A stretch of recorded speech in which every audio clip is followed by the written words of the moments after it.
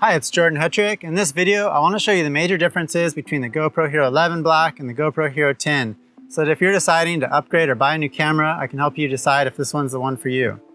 I've been writing GoPro how-to books since the cameras first came out, so I know the ins and outs of these cameras and all of their features. I want to help you make the best decision if you're looking to upgrade your camera. So let's check it out. First, let me tell you a few of the main improvements, and we'll go through each of these in more detail. But the HERO 11 Black has a new sensor with a larger image size. This has lots of great benefits, as you'll see as we go through this video. GoPro has also added 10-bit color to the HERO 11 Black, which means that you've got such a wider range of colors when you use that 10-bit color. It's mostly for professional editing, but I'll show you the benefits of that as well. The HERO 11 Black also has a lot of new fun night modes for helping you get better shots at night. I'll show you those as well. And you'll see the rest of the upgrades too as we go through this video and I show you some comparisons. First, I just want to show you the look of the video when you compare the HERO 11 video compared to the HERO 10, so you can get an idea of how these cameras compare. The camera body is exactly the same, but what's inside is different. And you can see in the HERO 11 video, it's much crisper and cleaner. This is a slow motion clip, and you can just see that crispness in the footage. You can also tell here when you look at the detail, there's just so much more detail than that HERO 10 video, which is very surprising because I thought HERO 10 video was really good until you see the clarity of this video. The HERO 11 also does a really good job in tricky lighting conditions, such as this backlit shot. You can just see there's more even tones throughout it and the shadows are not as dark. This one is also a tricky scene, and you can see when the turtle comes here, it really lightens up that belly, and it's got more even tone throughout. Sometimes you will notice though, on the HERO 10 video, the sky looks bluer here, and I think that's because of the even tone in the video, but you can adjust that when you go to edit. And in low light, the HERO 11 video definitely has crisper, sharper images, and just looks a whole lot better than the HERO 10 video. But I'll show you some more low light examples as we go through this video. The next thing I want to talk about is stabilization, because everybody loves the stabilization on GoPro cameras. And when you look at a comparison of the HERO 11 and HERO 10, they look very similar. Both of them have very good stabilization, and you really can't see much movement at all in the camera, even though you can see the cameras are moving quite a bit as I'm walking down this jetty. It's easy to forget how good the stabilization is until we see a clip without it. And then when you turn it on, you can just see how buttery smooth the footage is, and it allows you to get some great handheld shots. And both of these cameras have that capability. In the HERO 11, they have added a new feature called Auto Boost, and this actually allows the camera to determine how much stabilization you're going to need. The benefit of using Auto Boost is that when the camera doesn't need to stabilize as much, it doesn't need to crop in as much to use the area outside the frame for that great stabilization. So you'll see in the two shots here, they're shot with the exact same lens, except the one on the left on the HERO 11 is shot using Auto Boost, and it's got that wider frame, so you can see a lot more of your shot. And that's just because it didn't need as much stabilization as if you chose it manually. The next amazing feature that GoPro added to the HERO 11 is called Built-in Horizon Lock. When you look at the two cameras side by side, you'll see that they both have horizon leveling. But the HERO 11 now has horizon lock built into the camera, so you can actually rotate the camera all the way around and the horizon will stay level. Now you have to do this when you're using the linear plus horizon lock lens, which is only available with certain settings. If you want a wider field of view than the linear plus horizon lock, you can always use the max lens mod. You can see the max lens mod here on the HERO 10 versus the HERO 11 with the linear plus horizon lock is a much wider perspective. However, with both cameras, the max lens mod only goes up to 2.7K, whereas when you use the built-in horizon lock on the HERO 11, you can film up to 5K 30 video and still have that horizon lock. So that's an amazing new feature, and I love it. Having it built in means you don't have to change that lens, and it also has the hydrophobic qualities, so you can use it in the water much easier. The next huge improvement that everybody was begging for, is hoping for, was 10-bit color, and GoPro has added the option for 10-bit color on your HERO 11 videos. Now if you look at a comparison of the HERO 11 versus HERO 10, the sky actually looks a little more blue in the HERO 10 video. But that HERO 11 video has the opportunities to really adjust the color because it's got about 1 billion colors compared to 16 million colors in 8-bit video. So there's actually a huge difference in the range of colors. It's just that it needs some editing, and you need to go into a professional editor like DaVinci Resolve to get that. So it's not going to be totally beneficial for everybody, but it is there and it's available, and it's going to be huge for people who know how to color correct. Whether you're shooting in 10-bit or 8-bit color, the colors are still amazing, and you have a few different color options on the GoPro to choose from. If you guys are enjoying this video so far, be sure to subscribe to my channel and turn on notifications to stay tuned for more videos. Now let's get back to the comparison of the GoPro HERO 10 versus HERO 11. The next thing I want to show you is the different resolutions available on the HERO 11 compared to the HERO 10. As I showed you before, there's a new sensor which gives us a new size video. And you'll see the video here, it's a new aspect ratio, so it's a different shape. It's called 8:7 compared to a 4:3 aspect ratio, which was on the Hero 10. Now this just gives you more video to work with. Most of the time, we're gonna be showing our videos in widescreen, so the final widescreen video size that you're gonna have in both cameras is the same, which is 5.3K. On the Hero 11, with that new sensor, GoPro was able to add a new digital lens called HyperView, which is even a wider field of view than we had with SuperView on the Hero 10. It does have some trippy distortion sometimes, so you want to use it sparingly and use it for the right situations. Of course, there are a lot of settings on these cameras, and if you need help with them, I have tons of resources available. You can check out the links in the video description below for my masterclasses and my books.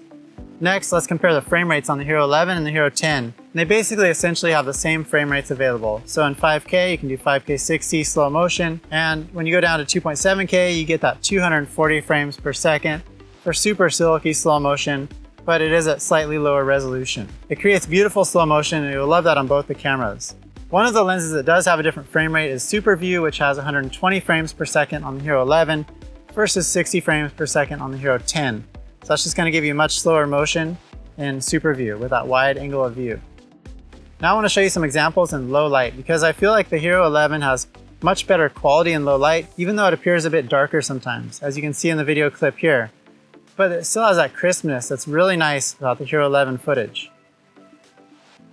When you're filming in low light with stabilization on, sometimes you will still get that jittery footage, but it's not very bad. It's actually looking a lot better in the Hero 11, and even in the Hero 10, they've improved it a lot from older cameras. One thing I did notice that you can see in this comparison is that when it's super dark, like on my face here, you can't really see any extra light. It's not really great in low light, and GoPro cameras aren't specifically made for that. The photo modes are essentially the same on the Hero 11 and Hero 10. However, the Hero 11 has a larger photo file size of 27 megapixel. And you can see the difference here, it's just a taller frame, and you're gonna get more in your shot, and that just makes it easier to work with. Another great thing is that larger sensor allows you to pull larger frame grabs from your video. So you can get 24.6 megapixel photos straight out of your videos, which is super convenient, because then you have those 30 frames per second to choose from at least. When we look at a comparison between the photo modes, both cameras have a photo mode. The burst mode has a few more timing options. They both have the same night photo mode, and they've actually taken the live burst mode off of the Hero 11, I think basically because nobody was using it.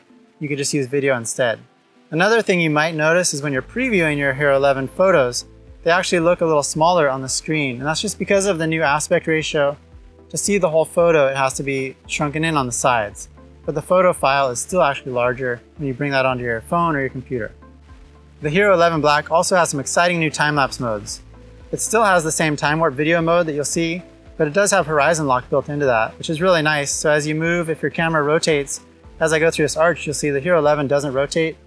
And you can also see those better colors on the Hero 11. You can see here there are 3 new time-lapse presets that they added, and these are for recording at night. You've got star trails, light painting, and vehicle lights. Star trails is the first new preset they've added, and I just love this feature. I would buy the Hero 11 just for this. And what it does is it actually allows you to create those star trails in the camera. You used to have to do it in post-production, which was a kind of a pain. So now you can just choose the length you want of those star trails, and it's going to automatically create that inside the camera. The second new preset on the Hero 11 Black is called light painting. So this is a great new preset, and I think you can have a lot of fun with this. It does take some practice to get it right, but if you need some tips, obviously check out my resources in the links below. The third new preset is called vehicle lights. There's a few different setting options for this, but this allows you to get those streaks of light as cars are going by, rather than having to composite a photo like I've shown you before in like my how to composite night photo videos. This is much simpler. It's all done right in the camera. And these are just 3 night photo modes that are going to be really fun for you to play with. Next, I want to show you some audio samples from the Hero 11 and the Hero 10. Just want to give you a little audio sample with the turtle on my head here. This is the Hero 11 Black, and over here is the Hero 10. As you can see on the screen here, I'll show you which audio is recording, and you can compare the difference for yourself. But it sounds pretty similar to me. If you can hear me here, you're doing pretty good with the wind reduction, because this is super windy. So I'll show you the Hero 11 audio and the Hero 10 audio. So let's see if it does a good job of reducing that wind noise, because it's pretty strong. I'm at one of the windiest spots in the world right now. As you can see, sometimes there are conditions where the audio is still not perfect, but you can use that media mod to get better audio. And that allows you to also plug in a third-party mic if you want to. And that media mod is compatible with both cameras. Now that you've seen some side-by-side comparisons, which camera actually works better? Well, both the cameras are the same body, They're both waterproof to 33 feet deep without any extra housing, and they both use the same GP2 processor. So the speed is very much similar on both of the cameras, except I've noticed the Hero 11 is slightly faster, for example when you're shooting burst photos. They both come with a hydrophobic lens cover for those clear water shots as you go up and down below the water. It'll beat off those water drops automatically. The Hero 11 does ship with the Enduro battery, which is a longer lasting battery, but that battery is also compatible with the Hero 10, so you could go pick one up if you already have the Hero 10 or if you're thinking about getting it. I've tested them side by side and they seem to use almost the same amount of battery.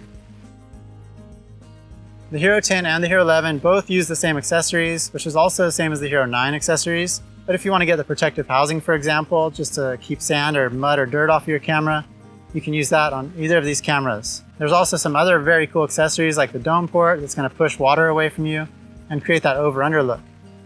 The Hero 10 and Hero 11 don't have to be used with the Quick app, but they both work with the Quick app, and neither of them have a live preview once you start recording. I was hoping they were going to bring that back with the Hero 11, but it's not there. I know there can be a lot to learn about these cameras. If you need help getting started with either one of these cameras, I'll put a link in the video description below to my Getting Started videos, and that'll help you guys get a good start with either of these cameras. If you're wondering if the cameras will overheat, yes, they still can overheat, especially if you have it sitting on a desk recording at 60 frames per second and 5K. It's going to overheat pretty quickly. But if you're recording longer stints like that, you probably don't need that high frame rate, and once you step it down to 30 frames per second, you shouldn't have much of an overheating problem. If you're using your GoPro outdoors and there's some airflow around it, and you record shorter clips, you're not going to have any overheating issues at all. It's more just when you record those really long clips at really high frame rates. But there's not much of a difference between the Hero 10 and the Hero 11 as far as overheating goes. There's not a huge price difference between the Hero 11 Black and the Hero 10 Black. On GoPro's site, the Hero 11 Black is listed at around $400, and the Hero 10 Black is listed at around $350, and both those come with a free GoPro subscription. If you look over at Amazon, the prices do vary a bit more over there, but I'll put links in my video description below if you want to go check for yourself. Based on the small price difference, it's definitely worth it if you're just buying a new camera to get the Hero 11 Black, so you get all those extra features. Whether you choose the Hero 11 or the Hero 10, both of these GoPros are great cameras. They're very convenient, durable, and waterproof. You can stick it in your pocket, pull it out when you want to get some great video footage, and it's always there for you. It's got that great in-camera stabilization, so you can capture amazing handheld shots on the go, so you can get out there and enjoy your travels, your adventures, and just your daily life. Please go ahead and check out the links in the video description for my books and my master classes, so I can help you also master your GoPro camera. Thanks so much for watching and have a great day.